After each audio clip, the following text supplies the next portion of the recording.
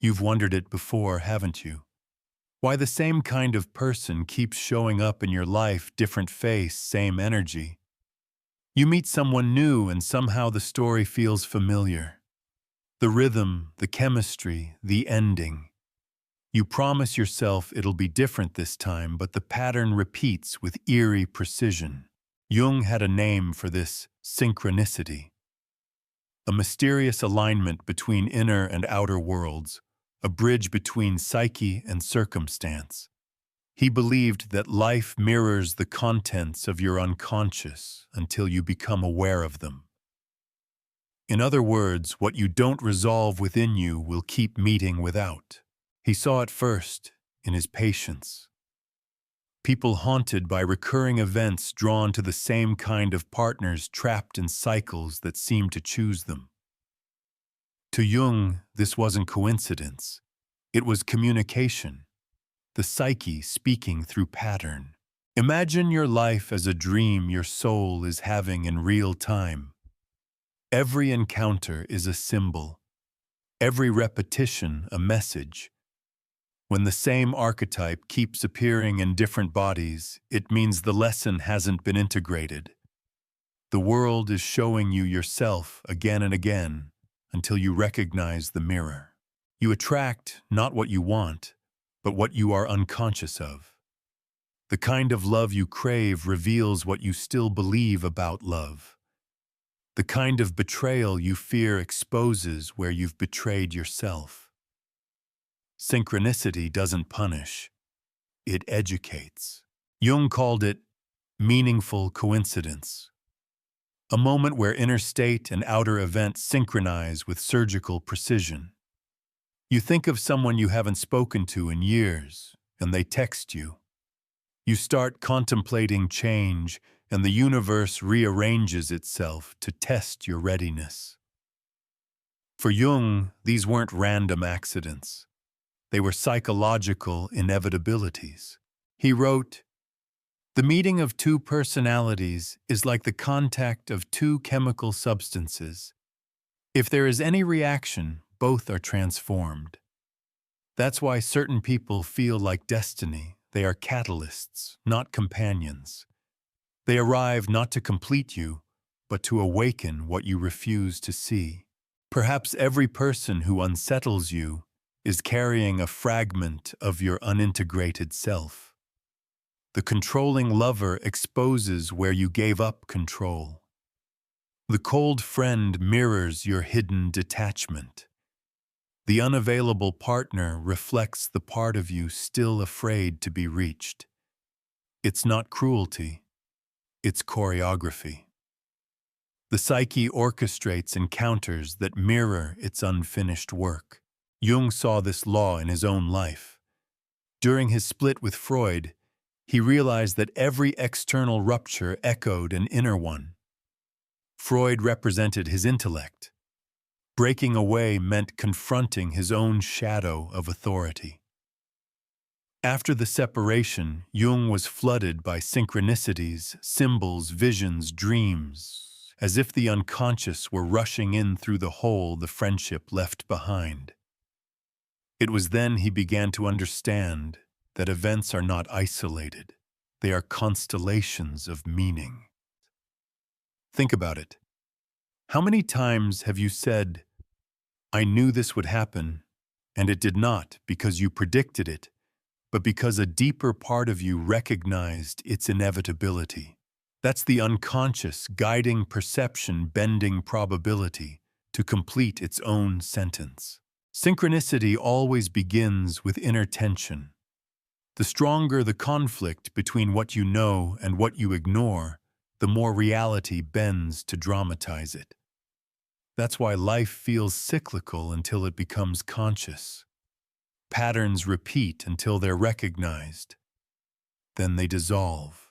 The people you meet are messengers. Some come to wound some, to mirror some, to heal. Each carries an invitation to awareness. When you learn to see symbolically, you stop asking, "Why does this keep happening to me?" and start asking, "What in me keeps calling this to me?" Synchronicity, Jung said, is the psyche's last resort when it can't reach you through reason. It starts shaping the outer world to match your inner landscape, hoping you'll notice the resemblance. That's why coincidences often strike hardest when you're avoiding change. They're not punishment. They're punctuation, a comma, where your story could turn if only you'd read it differently. He once said, "Until you make the unconscious conscious, it will direct your life, and you will call it fate."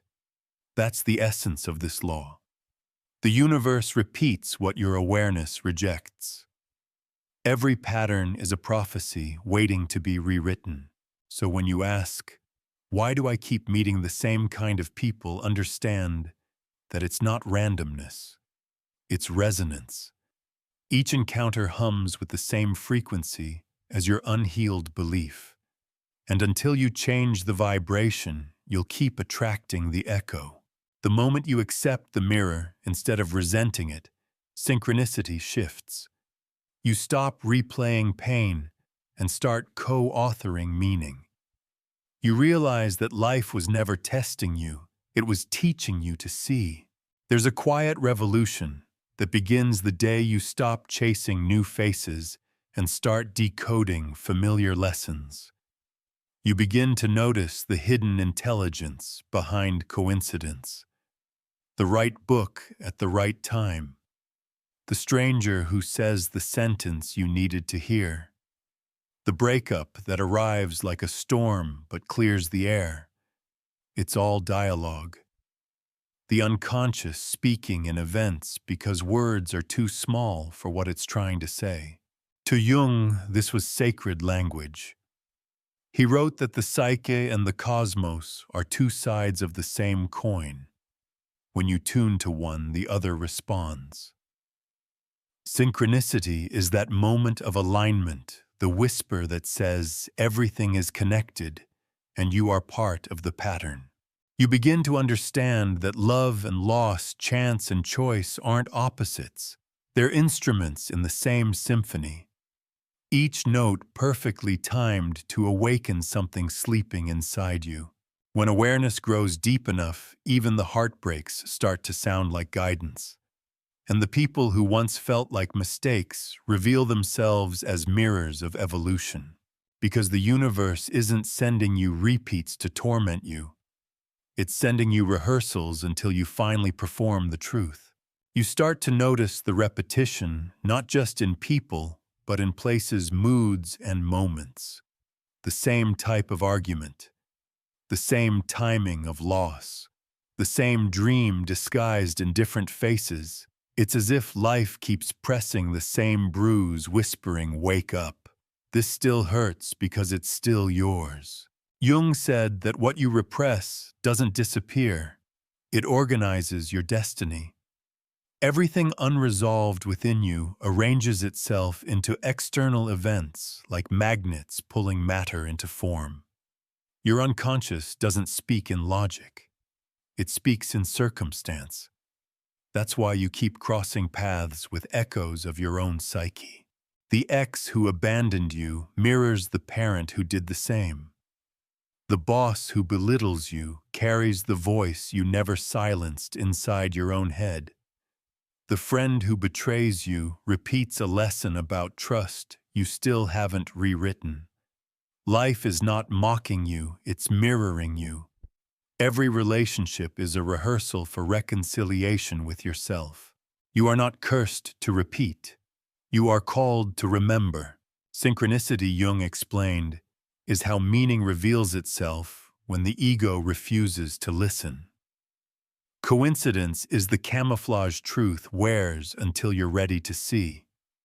You don't attract these patterns because you deserve punishment. You attract them because you are finally ready for integration. Look closely at what triggers you the most.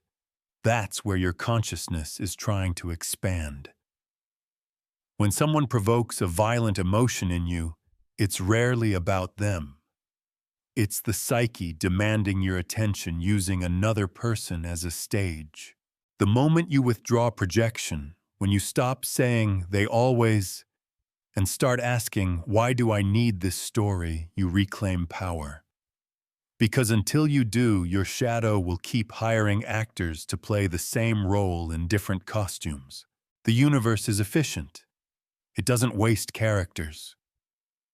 If you don't learn the lesson, the scene resets. Jung once said, the meeting of two personalities is like the contact of two chemical substances. If there is any reaction, both are transformed.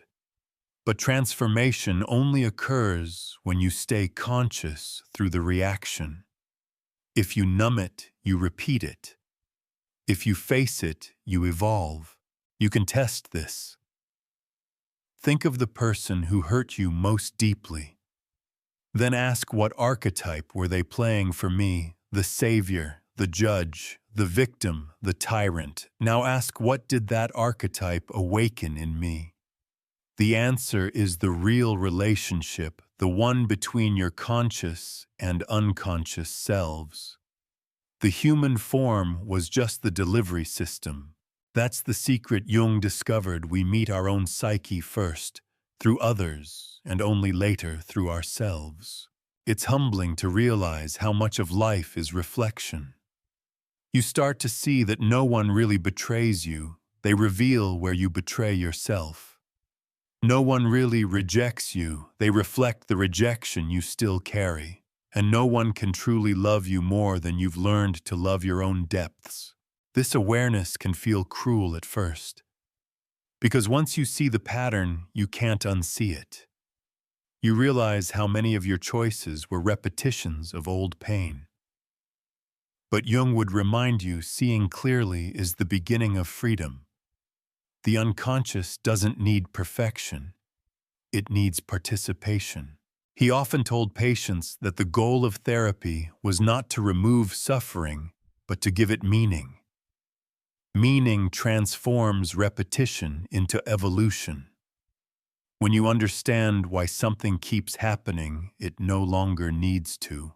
That's why people who truly integrate their shadows stop meeting the same partners, stop falling for the same promises, stop reliving the same emotional seasons.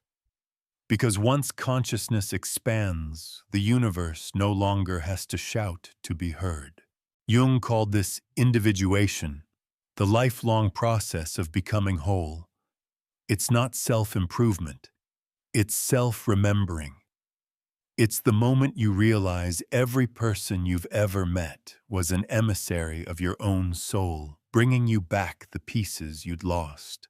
That's why love, even when it ends, always leaves you larger than before. Because real love, soul-level love, doesn't just connect two people. It connects two unconsciousnesses, forcing each to become more aware of itself. When those connections fall apart, it's often because they've completed their mission. They came to awaken something, not to stay forever. Jung called them psychic constellations, temporary alignments of energy meant to bring the unconscious to light. Once the lesson is embodied, the form dissolves. So the next time you meet someone who feels fated, pause. Ask yourself not, is this the one, but what part of me is this relationship trying to reach? That question alone can shift your destiny, because the real pattern isn't in who you meet, it's in who you become each time you meet them. The characters change, but the archetype remains until you rewrite the script. Jung often said that the psyche seeks balance, and it will use any means necessary to restore it. Synchronicity is the psyche's way of showing you where you've tilted too far away from yourself. If you keep meeting people who silence you, life is asking you to find your voice. If you keep meeting those who abandon you, life is asking you to stop abandoning yourself first. When you begin to live with this awareness, something extraordinary happens. The outer world starts to calm. Coincidences soften. Patterns lose urgency. Because the message has been received. Jung once described the individuated person as a bridge between conscious and unconscious. When you walk that bridge with awareness, life stops feeling like repetition and starts feeling like revelation. At that point, synchronicity no longer shocks you. It comforts you. You begin to trust that nothing is random, that every face, every failure, every fleeting encounter is part of a choreography older than memory. It's not happening to you. It's happening through you. And in that recognition, patterns stop chasing you. They start serving you. That's the hidden mercy of Jung's law of synchronicity. Once you understand the lesson, life no longer needs to repeat the teacher. There's a quiet moment that arrives after the storm of recognition, when the repetition stops feeling like a curse and starts revealing its design. You begin to sense that every person who has ever crossed your path was part of an invisible map guiding you toward awareness. And awareness, Jung said, is the highest form of love. He believed that synchronicity isn't about control, it's about conversation. The universe doesn't obey you, it responds to your state of being. When your unconscious is unresolved, it echoes back as chaos. When your inner world finds coherence, the outer world begins to harmonize. You stop chasing meaning and start embodying it. That's when strange peace sets in. The same events still happen, but the energy inside them changes. What used to trigger you now teaches you. What used to hurt you now humbles you. You realize that life was never fighting you, it was shaping you for consciousness. Jung wrote that the point of existence is not to escape conflict, but to hold opposites until a third thing emerges, a synthesis, a higher pattern. He called it the transcendent function. It's what happens when awareness stops choosing sides and starts seeing the whole. Pain and growth, fate and freedom, you and the people who kept repeating through your story. Once you see them as mirrors instead of enemies, you can thank them and release them. Because the real relationship was never between you and them. It was between you and your unconscious. When the lesson lands, the pattern ends. That's the quiet miracle, not in getting a different life, but in becoming a different presence within the same life.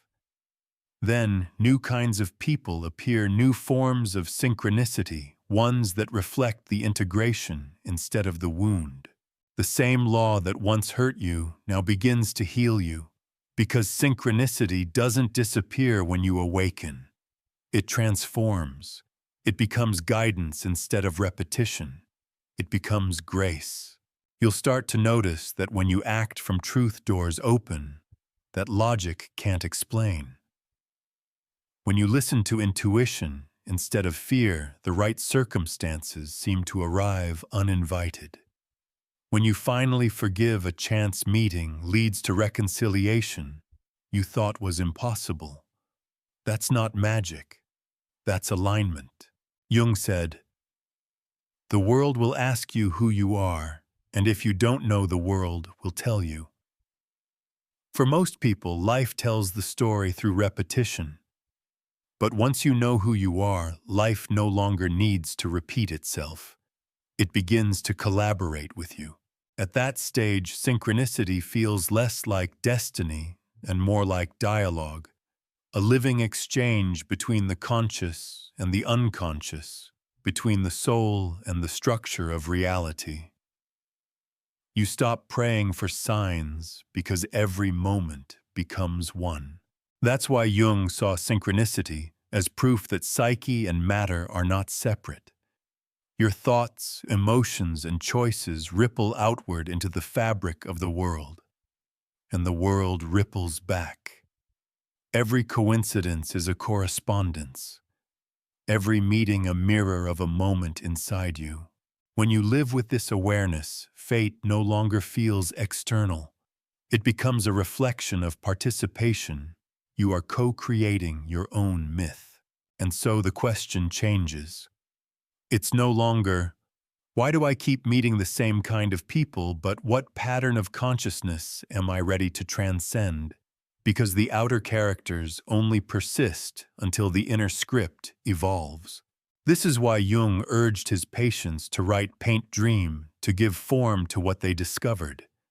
Expression seals integration. When you translate insight into art or action, you tell the unconscious, I have heard you. And once it's heard, it no longer needs to speak in patterns. But this work is not instant. Awareness moves in spirals, not straight lines. You will revisit old themes at higher levels of understanding. The faces may change, but now you recognize the music before the first note plays. You smile instead of suffer. That smile means the lesson has been learned. Jung believed that when enough individuals reach that state, the collective unconscious itself evolves.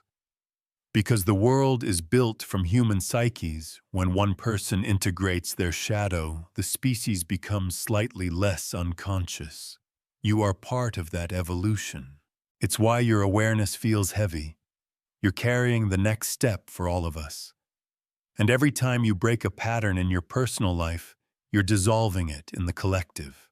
You become what Jung called a culture carrier, someone who turns private insight into public healing simply by living it. No preaching, no proving, just presence. Eventually, you stop asking for miracles and start realizing that your perception is one. The fact that you can notice synchronicity means consciousness is awake within you, and consciousness is the rarest miracle of all. So when the next coincidence happens, don't rush to interpret it. Just listen. Ask what part of you it mirrors. Ask what the universe is rehearsing through you now. And then respond not with fear, but with curiosity. Because once you treat synchronicity as conversation, life starts speaking in poetry. The right line in a book, the perfect sentence from a stranger, the coincidence that closes a wound you didn't know was still open. That's how the unconscious says you've understood. You can move on now. And from that point forward, you stop meeting the same kind of people. You start meeting reflections of the person you've become. The patterns don't disappear. They transform into paths. Paths that lead not to repetition, but to realization. To the quiet, luminous understanding that nothing in your life has ever been random. It has all been meaningful coincidence leading you home to yourself.